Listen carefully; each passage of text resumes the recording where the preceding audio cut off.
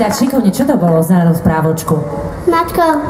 Maťko a Kupko, super, získavaš od nás sladkú odmenu, no a my toto súťažné kolo uzatvárame a poprosíme teda ďalšie 10 detičiek, vy môžete odísť, dobre, tak ako ste prišli, zatlieskame ostatným detičkám. No a ak ešte 10 detičiek chce súťažiť, ale trošku inú súťaž, tak vás poprosíme opäť pri pódiu, aby sa zhromaždilo 10 detí, no a v tejto chvíli nám opäť zahrá Stano Salanci.